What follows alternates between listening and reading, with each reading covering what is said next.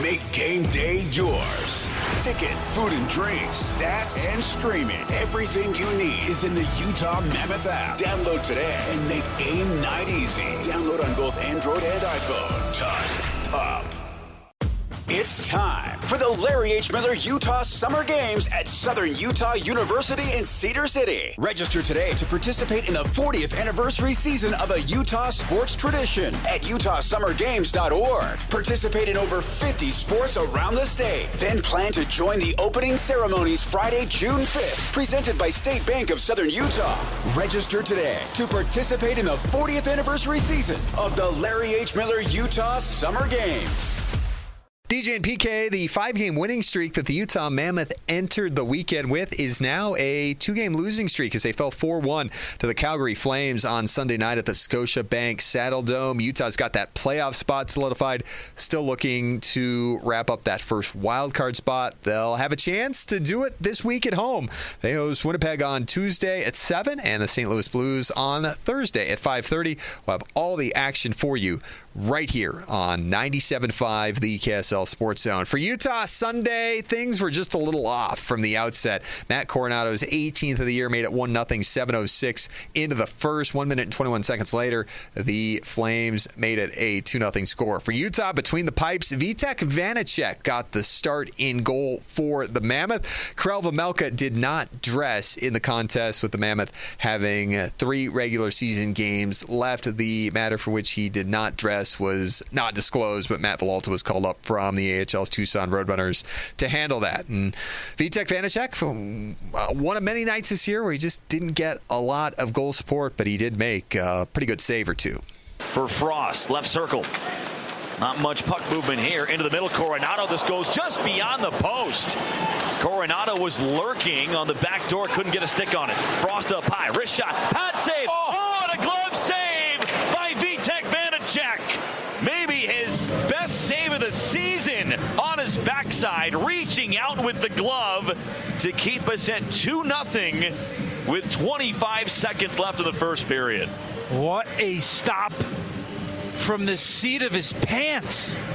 Coleman was all alone. It was a contest where the Mammoth were looking to get back on track after a 4-1 loss at home to Carolina on Saturday, in a game where they played pretty well in periods 2 and 3, just dug themselves an early hole like they did again on Sunday night in Calgary. Head coach Andre Tourigny not happy at all with this one, watching him on the bench throughout the contest. Called the team over during the final media timeout in the first period, gave him an earful. It was a one-way conversation, and throughout the contest you could just tell that Bear was not especially happy. We'll hear from him coming up. Calgary with 2 goals in 3:09 in the third after it was a 2-0 game for almost 40 minutes. Mammoth had a chance, outshot the Flames 25-9 in periods 2 and 3. Just could not get really a whole lot of pressure on the net, bodies in front, traffic in front, pucks to the net for second chances. Just was not there. Just an off night for the Mammoth on Sunday evening. And as we said, Calgary 2 goals in 3 minutes and 9 seconds takes it from 2-0 to 4-0. Lawson Krause got Utah on the board with his 23rd. He's now 2 points shy of his career high. Again, already locking up 20-plus goals 4 times in the last 5 seasons. He made it 4-1 in the third. Utah needs 4 here. Up ahead, it's Keller splitting the D. Back for Lawson Krause. A wrist shot, scores! Lawson Krause flings one in, and the Mammoth are on the board with 8:40 to go in the third period. Krause with the drive from the right circle, and Dustin Wolf's second shutout bid of the year against Utah is over. Oh, a gorgeous quick up pass from the former Flame, Mackenzie Weegar. Clayton Keller extends his scoring streak to 8. He's now got 17 points in that stretch on 4 goals and 13 assists. Mackenzie Weegar picking up an assist as well in his return to Calgary. Back to Clayton Keller, Utah captain, tying franchise record with that 8-game scoring streak. We told you, Mackenzie Weegar returning to Calgary, where he waived a no-trade clause right before the trade deadline in March to come to Utah. He was in year 3 of an 8-year contract, an influential member of the Calgary community. In fact, played a big part in getting their new arena built, which will open the year after next. So he returned to Calgary for the game, his first time back on the prairies of Alberta since the Mammoth got him in a trade. We heard from him after the game. Yeah, just it's hard to come in this building and play here. I know it firsthand, and both teams had a tough schedule coming into this one, and whoever was the more prepared team in that first period was had a really good chance to win this game, and we didn't come out connected and prepared and ready to compete. So they play a stingy game over there. They we're going to play with a lot of pride tonight, so we got to learn from it, flush it. We got 2 really important games coming up. What were some of the messages that were being said, whether that be from the coaches to the players or between you guys as a whole during that game? Yeah, I mean, we got it pretty good after the first period by our coach, obviously. It wasn't a very good period at all. I think everybody knew that, but there's a lot of leadership in that group, in our dressing room, I should say, and it was a tough game. There's no doubt about that. But this time of year, it's about being together and coming together as a group here and enjoying the grind. I don't think tonight we wanted to enjoy that grind. And these next 2 games, it's playoff hockey, and it's the most important 2 games of all season, and we got to be willing to grind it out because in playoffs, playing like that's not going to work. And as far as obviously going into the next couple, what is the takeaway to finish strong with these last 2 games? Yeah, compete everywhere, all over the ice. You grind it out. It's getting pucks deep, grinding the D, reloading hard. The D boxing out in front of our playing the hard game, that hard physical grind game. There was a lot of times tonight where Wolfie saw a lot of pucks. We got to get in front of his eyes. We got to better gaps. It's just those fundamentals. It's the details this time of year that get you on a roll, especially in playoffs. You're listening to this podcast, so I know you've got a curious mind. Here's a helpful fact you may not know yet. Drivers who switch and save with Progressive save over $900 on average. Pop over to Progressive.com, answer some questions, and you'll get a quick quote with discounts that are easy to come by. In fact, 99% of their auto customers earn at least 1 discount. Visit Progressive.com and see if you can enjoy a little cash back. Progressive Casualty Insurance Company and Affiliates. National average 12-month savings of $946 by new customers surveyed who saved with Progressive between June 2024 and May 2025. Potential savings will vary. Make game day yours. Tickets, food and drinks, stats, and streaming. Everything you need is in the Utah Mammoth app. Download today and make game night easy. Download on both Android and iPhone. Tusk Top. Hey, sweetie, your mother showed me this Carvana thing for selling the car. I'm going to give it a try. Wish me luck. Me again. I put in the license plate. It gave me an offer. Unbelievable. Okay, I accepted the offer. They're picking it up Tuesday from the driveway. I haven't even left my chair. It's done. The car's gone. I'm holding a check. Anyway, Carvana, give it a whirl. Love ya. So good, you'll want to leave a voicemail about it. Sell your car today on Carvana. Pickup fees may apply. What was going through your head during the tribute?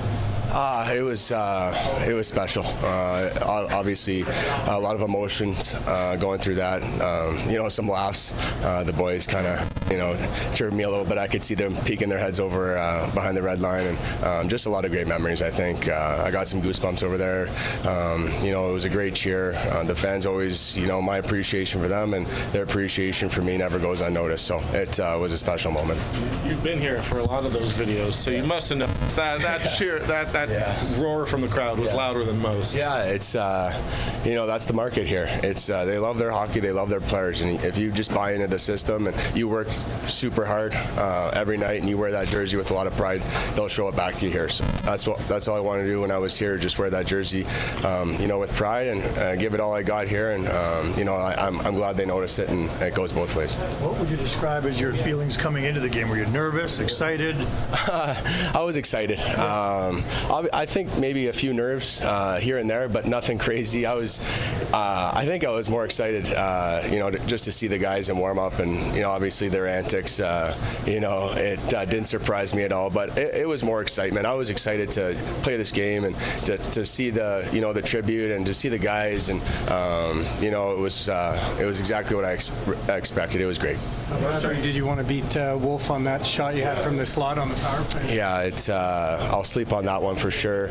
I feel like I'm thinking about it right now. I could have got him in a couple different areas, but he played great tonight. I'll give him credit. He played well, well, and it would have been a really great night if we got the 2 points nonetheless. So as much of a disappointment as it was, we got to move on to the next, and I'll go say hi to the guys. But yeah, it was tough to lose that game. I really wanted to win that one. Big picture, how excited are you to be back in action this weekend when the playoffs get going? I can't wait. It's going to be an absolute blast. Obviously, got a little taste of the crowd here the last month, and I think they're ready to rock. We're going to be ready to rock. So, ultimately, I made the decision to come over here for that reason, is to get a chance and an opportunity to get in the playoffs and make some noise. So I can't wait. And we told you head coach Andre Turney not a happy camper throughout, and he wasn't after the contest either. We're not happy about our mindset. I think Calgary played really good at home, is one of the best top 10 team at home in the league, and they play really good defensively. And I didn't like the way we approached that game, in a sense of we had to be ready to grind, to get inside, and to work extremely hard for every inch. And didn't like our approach. I thought we were perimeter and east-west play, and at this time of the year, it's a good opportunity for us to learn. That doesn't work if you play against a team who's committed. So moving forward, that is something we will focus on. There were a lot of conversations being had on the bench over the course of the game. What was the general message of all of it, I guess, from you? I think what I will say about that is it went with our mindset. I don't think our emotion, our focus was at the right place, and it showed everywhere from everybody. I'm not blaming anybody. Coaches, everybody, we need to be better. What do you want the takeaway to be for the next two? We need to grind. I like the way Calgary played today. They came to work and they played really good, and that's the kind of adversity we want, and we need to have the right answer next time. So the Mammoth have a magic number of 3 to clinch that first wild card spot. Again, hosting Winnipeg Tuesday, St. Louis Thursday. And again, take note of that 5:30 p.m. Fan Appreciation Night start for national TV for ESPN on Thursday night. LA, the team they're trying to fend off, at Seattle tonight, at Vancouver tomorrow, at Calgary on Thursday. So the Kings a pretty favorable schedule there on the road. They've won 4 straight games. So the Mammoth going to look to win their way into that first wild card spot. We'll have it all covered for you on Mammoth Daily, wherever you get your podcasts. On today's episode, we have your Monday Morning Power Play, top 5 stories of the week. We'll hear from Mike Folta, get his final thoughts on Calgary and a look ahead to the week. And we will recap Salute the Sheriff Night, what some fans did at the Delta Center on Saturday for number 67, Lawson Krause, who is affectionately nicknamed the Sheriff. Mammoth Daily, wherever you get your podcasts, on Apple, Spotify, Utah Mammoth YouTube page, Mammoth Plus, and SEG Plus, with you every day, Monday through Friday. DJ and PK, Mammoth with 1 week left in the regular season. Next week at this time, the playoffs will be underway, and we could be going until late Thursday night before we get that playoff schedule. Opponent yet to be determined, but the playoffs will be coming here to the Delta Center in just over a week. Playoff tickets selling out within 24 hours after going on sale on Friday morning. Playoff merch is on sale at the team store inside the Delta Center, which is open daily at 11 a.m. For more on the Mammoth, check out UtahMammoth.com, and I'll talk to you coming up Wednesday morning and hopefully recap a first wildcard position clinching victory against the Winnipeg Jets. I sold my car in Carvana last night. Well, that's cool. No, you don't understand. It went perfectly. Real offer, down to the penny. They're picking it up tomorrow. Nothing went wrong. So, what's the problem? That is the problem. Nothing in my life goes as smoothly. I'm waiting for the catch. Maybe there's no catch. That's exactly what a catch would want me to think. Wow, you need to relax. I need to knock on wood. Do we have wood? Is this table wood? I think it's laminate. Okay, yeah, that's good. That's close enough. Car selling without a catch. Sell your car today on Carvana. Pickup fees may apply.